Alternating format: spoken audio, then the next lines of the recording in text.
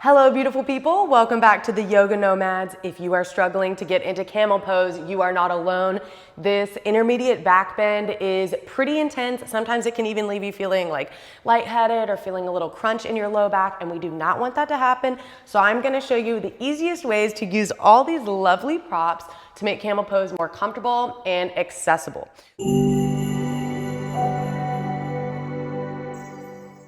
So first things first, you need a blanket or a yoga towel or yoga knee pads, which I have some really cool ones linked below. That is just going to make the pose so much more comfortable. The rest of my props are from Hugger Mugger. I'm going to use their lovely foam blocks, which are vibrant purple, a nice thick mat that also adds some cushion, and this lovely bolster.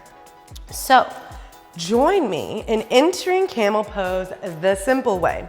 First things first, bring those knees hip width apart with your legs in this nice 90-degree angle. Thighs perpendicular to the calves, tops of the feet on the mat, and glutes slightly engaged, core engaged. Grab those blocks and adjust them right to the outside of your feet, and that is going to make it so much easier to lightly back bend without feeling like you're overarching before your spine is ready. So once you're here, your hips and knees are stacked together, your calves and the tops of your feet are pressing in the floor.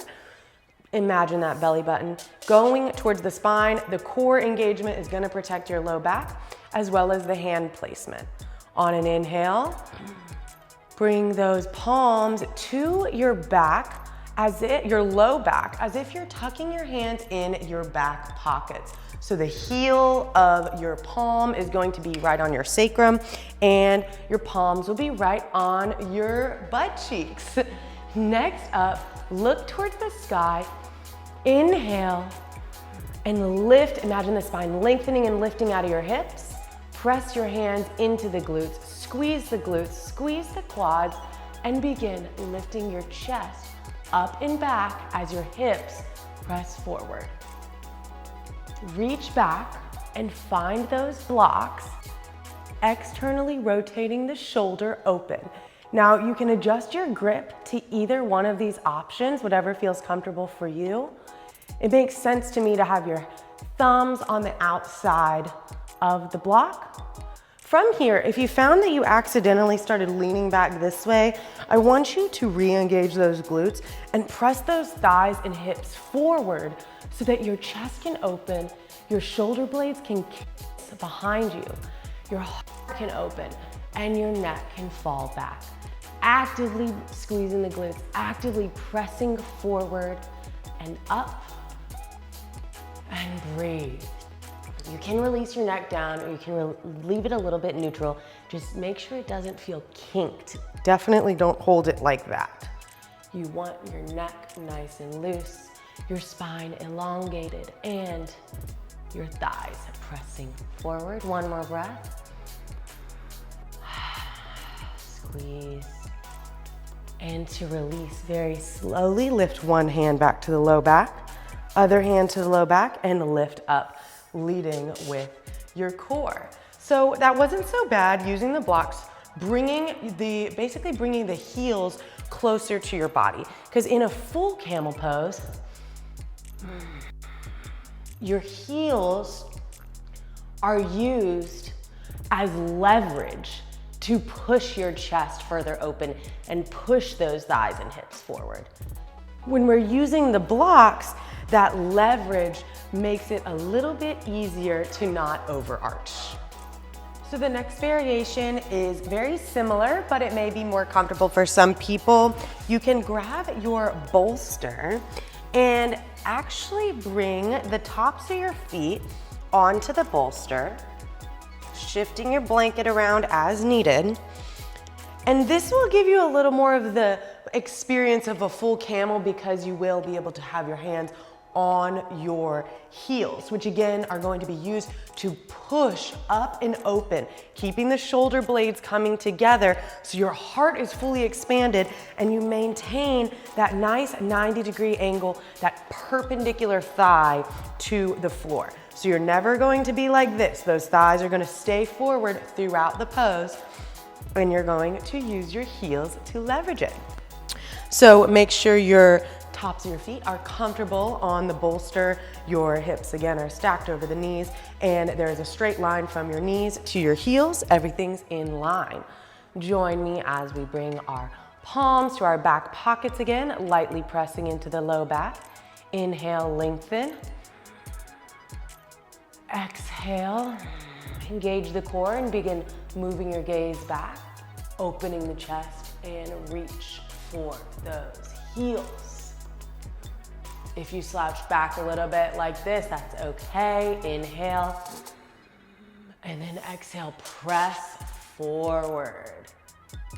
Thighs, glutes, quads, everything engaged and pressing.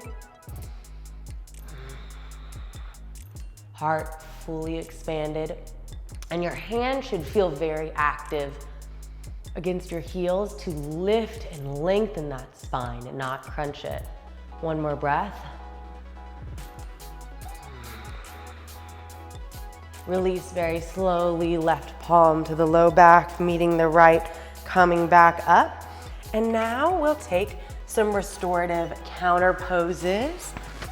Child's pose is, of course, the easiest restorative posture to go into. Just lets your low back release and relax. You should not feel any tension or pain in your low back. If you do, get out of camel pose immediately, but it can feel a little bit stiff if you're not used to this opening, if you're used to slouching. This is pretty intense, so it's natural to need to stretch your spine out in the opposite direction. Before we leave, let's try a wheel pose together, and you will notice how the camel hump is actually the direct opposite of what we do in wheel pose. So that's why those two poses usually come together, because we're flexing the spine, stretching the spine in both directions, building a ton of mobility, which is so good for longevity and back pain and just overall joint flexibility, comfort. Okay, so again, our knees are in line with the hips, sitting back on your feet just like you were in child's pose. Now grab your heels and exhale. Bring your forehead to the floor. Now scoot your forehead towards your knees if you can, or just place the crown of your head onto the mat in a place that feels comfortable to you. Grab those heels as leverage, and then on an exhale, begin lifting the hips off of your feet towards the sky and feel your spine create this big rounding. Your chin is tucking to your chest, and you are just lifting your tailbone as high as it can go with your arms comfortably straight, using them as leverage. Adjust your head as needed. If you want more of a neck stretch, you can bring the head more onto the floor and closer to the knees. Exhale, release back down, and notice how you feel a little bit more limber in your spine. Thank you so much for practicing Ustrasana with me today.